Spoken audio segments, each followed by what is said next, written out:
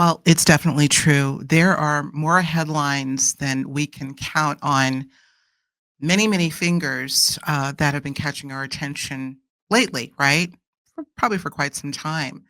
But despite all of that, you guys, there's a lot going on in the UAP world right now. Yes, even amid all of the headlines, the other headlines competing for our attention. So take the House Oversight Task Force on the declassification of federal secrets.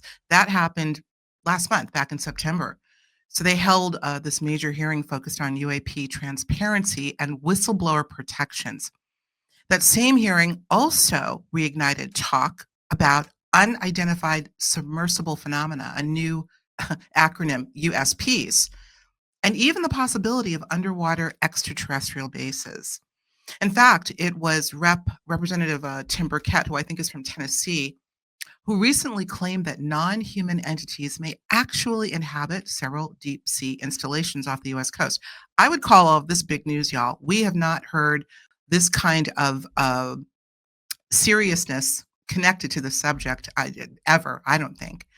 So clearly, the UAP discussion, it's not going away. If anything, it's gaining more traction than ever, despite all the other headlines. But here's what almost no one, at least not in the mainstream, is talking about. And that has to do with human alien contact encounters. This is a phenomenon that you in this audience and many, many, if not most inside the UFO and experiencer communities know full well is a critical part of the larger story. And that leads to a question that we really need to be asking right now. I know I have been. And that is, are contact encounters still happening? And if they are, what do they actually look like today as opposed to back in the 60s, let's say? And why are we hearing such different answers from those who spent years studying this phenomenon? Right now on Higher Journeys with Alexis Brooks. Welcome back, everyone. Today, let's dive right into this big question. Are contact encounters still happening, or have they stopped? Or let's just say slowed down significantly. Well, I asked two people who are both very steeped in this subject as experiencers as well as researchers, and their answers couldn't be more different. So I want to get into that right now. Now, the first person is a woman named Dolly Safran. Dolly she's a lifelong experiencer. I actually had her on my show several months ago. She's an author, and in fact, her own story was the subject of a book written by another previous guest of mine, Preston Dennett, called Symmetry: A True UFO Adventure. Fantastic book. Dolly, when I asked her the question, was extremely adamant about what she had to say when I posed this question to her. Take a listen to this. I want to get into your thoughts on abductions and where they are now. You know, there are a lot of people that feel, I say a lot of people in the field of ufology that feel that they have waned indeed. Others, conversely, believe that they have ramped up. ET, in fact, is not here on this planet in our solar system at this time. They haven't been since about May, August. Between May and August, they finished leaving, and there are reasons for that. Of what year? 2022.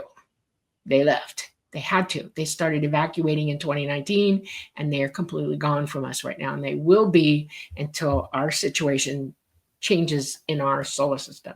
We are in the process of our poles changing. We're in a cataclysmic, huge cataclysmic, progressive situation that's going to have serious things coming at us and happening, and they are now. And they can't fly here because the way they fly, their technology cannot be inside a magnetosphere that is this messed up. Now, admittedly, I used the term abduction rather loosely, and Dolly was clear. She made a distinction about the difference between abduction and contact encounters. She believes the two are not necessarily the same, and I tend to agree with that. They certainly can't be painted with the same broad brush, definitely. But more importantly, she was clear that ETs are no longer here due to the state of our planet and, in fact, the solar system, not just our planet. Essentially, she says, due to its instability, and I dare say our own instability. Okay, this is what she feels. That's fair enough. But now I want you to listen to what Darryl Anka, you know that guy, channel for Bashar. I want you to listen to what he had to say because he was on the show just back in September, just a few weeks ago, and we also touched on this topic. So check this out. In that regard, with regard to individuals that are experiencers, I've been trying to get a gauge on activity. There's some feel that there is no uh, contact happening right now, interpersonal contact. Where do you sit on that? Have you talked to individuals or are you There is a lot of contact yeah, happening. There are things going on behind the scenes that I are love it. going to be revealed in open contact that have been going on for quite some time. I tend to agree with you. I had a conversation with someone not that long ago, and she's adamant about the fact that they don't come here anymore. I said, "Oh, No, I don't they have necessarily." been here all along. They have never left. There is more going on behind the scenes than anyone knows, and that's one of the things that will happen in open contact is we will finally be told what has been going on, that they have been here, how they've been helping, but now they can tell us openly. They have been here all along. They've never left. There's a lot going on behind the scenes. This is what you just heard him say. He was equally adamant about this fact, I would say. Was he not? Just as adamant as Dolly was. So the question is, how could both be true? Or could both be true? Are we talking about the same ETs or NHIs, non-human intelligences? You see, this is where the phenomenon, you guys, gets super murky. And so I thought I would take a few minutes to try and parse this out from my own perspective and research. But I want to say right now, this is where I really want to hear from you. I need to, because I know a lot of y'all out there that watch the show, listen to the show, are in fact experiencers, and you've had some form of contact. I've heard from many of you. You all know what's happening in your world. Has it happened to you recently? And if so, how? I'd love to know. I'd love to know how. But for now, though, I want to give this a little bit of thought. Let's consider what each of them said. First, you have Dolly, who says emphatically that the ETs have left, essentially due to the fact that we're currently in a very extreme state of flux and our magnetosphere is very unstable, and the ETs don't have the technology to be able to handle that. Okay. That I pause on a little bit, but okay. But on the other side of the coin, you have Darryl saying that they've always been here and that they're working behind the scenes for the inevitability of what he often refers to as open contact, which, by the way, he believes, or Bashar has informed him, will happen absolutely, unequivocally in 2027. That's less than 2 years from now. And by the way, Darryl and I actually discussed this at great length in our after show segment over on Patreon. If you'd like to watch that, I'll make sure to leave a link because he did drop a lot of detailed info that I don't think he's talked about. He's obviously talked about open contact before, but the way he kind of approached it in our after show was a bit different. So I'm even going to give you a hint that I had never heard before that surprised the heck out of me, and it has to do with Skinwalker Ranch, and I'm saying that with a question mark. He said, I'll give you this little teaser. He said that Skinwalker may actually have a direct connection to this upcoming open contact. Go and check that out if you so desire. There's a lot there. It's I'll leave a link, obviously. But the bottom line is here you have two diametrically opposed but equally conviction-filled narratives, right? One says the ETs are present and have always been, and for the purpose of helping us, but the other insists on absence and withdrawal due to planetary instability. What's fascinating about these two views is that they may sound like opposites, right? They're here versus they're gone. But here's the thing, both actually describe what I'll call a relationship in motion, and that's key. I'm going to say this again. Think about this, a relationship in motion. So what do I mean? Darryl Anka's message, I would say, implies this gradual unveiling, we've been with you all along narrative that points toward integration and partnership. Where Dolly's view, on the other hand, paints a cosmic, well, let's call it a timeout, a period of withdrawal that's born not of abandonment, but maybe of protection, possibly protecting us from the consequences of our own imbalance. I may be reading a little too much into this, but I want to know if you resonate with what I'm saying. And maybe in a strange way, both could be true, depending on the level of reality we're talking about. On one level, physical ET craft might be scarce because of magnetic disturbances or other planetary shifts. There are a lot going on. But on the other, there may be this more subtle non physical presence that some would call interdimensional consciousness. This could still be here, interacting with us in ways, our current instruments can't detect. Lord knows there's a lot of that going on that the instruments can't pick up, although they would have you believe they can. We can pick it up, pick it all up. Anyway, the real question might not be, are they here or gone, but rather in what form and for what purpose are they engaging with us now? Maybe the signs of that engagement aren't what they used to be. Maybe it's no longer about lights in the sky or craft in cornfields, but about conscious contact, telepathic communication, symbolic experiences, dreams, sudden awakenings, which a lot of people are reporting have been. This kind of dialogue that's happening in the inner space just as much as in the outer world. And maybe that's what they've been trying to get us accustomed to all along. We may be looking for evidence with our eyes, and the contact is happening through our awareness. We've heard countless examples of this. Here's one I'm going to give you, actually, and it was well publicized. So, for reference, I'm going to mention it here. You remember Jake Barber when he was describing this is, by the way, the News Nation and Ross Coulthart that broke this story, and it was a very extensive interview. But he was describing what he thought, or what he called, I think, a telepathic connection from something otherworldly that happened during one of his top secret crash retrieval missions. And I'm going to quote him here. He said, "As I came over this object, it was this overwhelming sense of emotion. It was an overwhelming sense of sadness, happiness. I felt like something connected with me. I felt like something had churned or tuned into me and my soul and was providing me some sense of guidance on what to do and how profound what I was doing was. And it was so overwhelming that I began to cry." Wow. This is an example. Forgive me, my earpiece is coming out. This is an example of that conscious connection, the inner experience. And even though at the time he was involved in the physical retrieval, a purported UFO or UAP craft, something beyond the physical, as he described it, took place. Now, getting back to these diametrically opposed views on whether contact is still happening or not, clearly both of these people are deeply immersed in this subject, and yet they, again, arrived at such different conclusions. One is tuned to the physical manifestation, ships, movement, presence, and the other to the cosmic dynamics, which you could say magnetism, planetary shifts, the physical barriers that would prevent travel as we understand it. But if this phenomenon operates across dimensions of both matter and mind, then both perspectives may be describing two sides, or I would say angles, of the same reality: one physical and one energetic, one seen and one sensed, one departing or arriving, or you could say announcing themselves to us. And maybe what's changing isn't the presence of these beings, but our capacity to perceive them, right?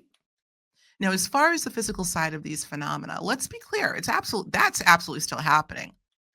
Over the past year, we have seen a surge in reports of everything from these octahedron shaped objects to mysterious orbs. And of course, we can't forget about the drone like craft that were reported ad nauseum last year in 2024.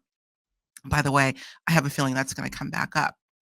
But anyway, these sightings have been documented by a variety of sources, the National UFO Reporting Agency, of course, as well as MUFON et al. And they're still being reported in large numbers this year in 2025. That's clear. But here's where it gets interesting. The big question, as far as this physical phenomena, isn't whether these phenomena are still happening. Lights in the sky, they clearly are. The real debate is about their origin.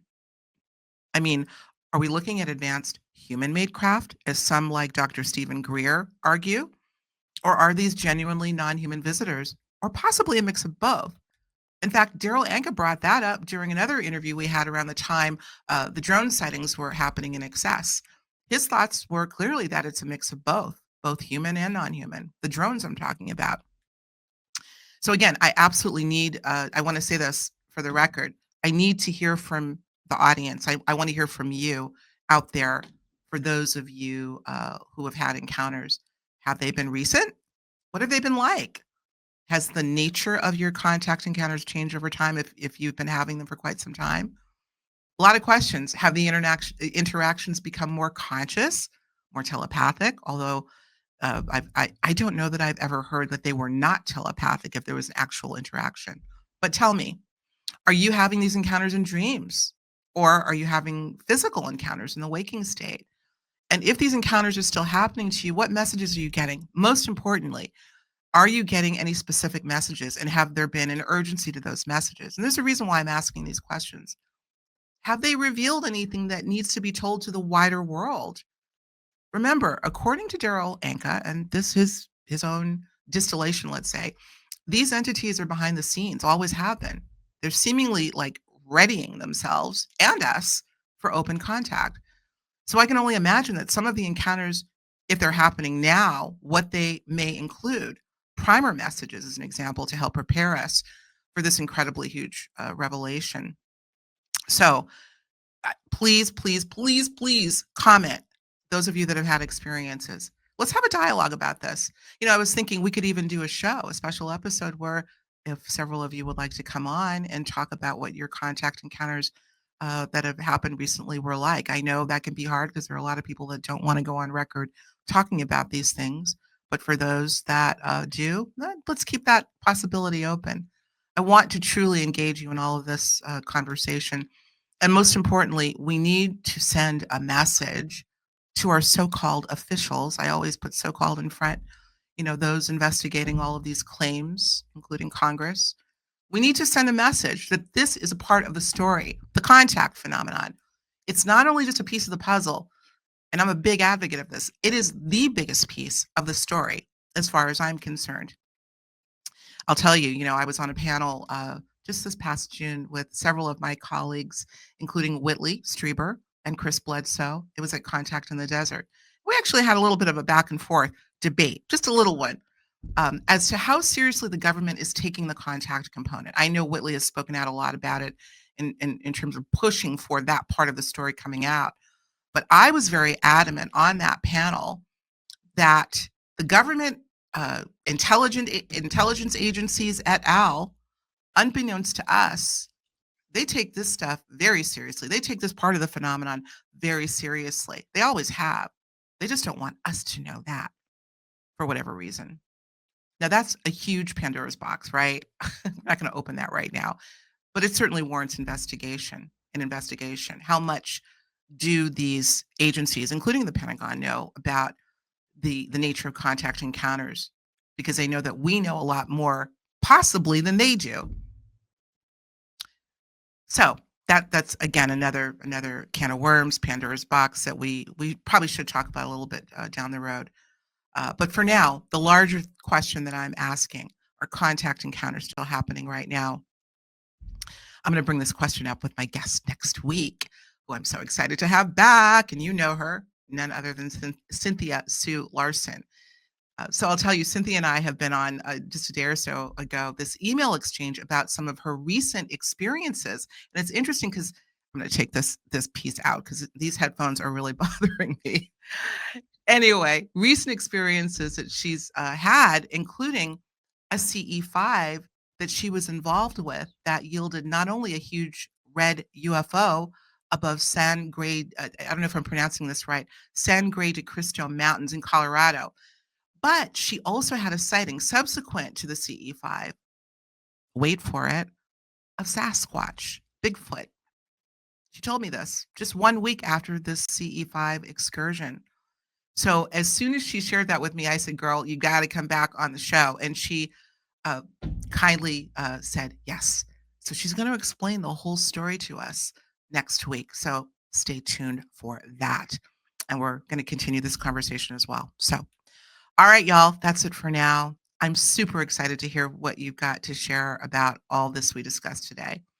And I promise I'll be reading every comment. So chime in, would you? All right. I'll see you back here next week. Take good care.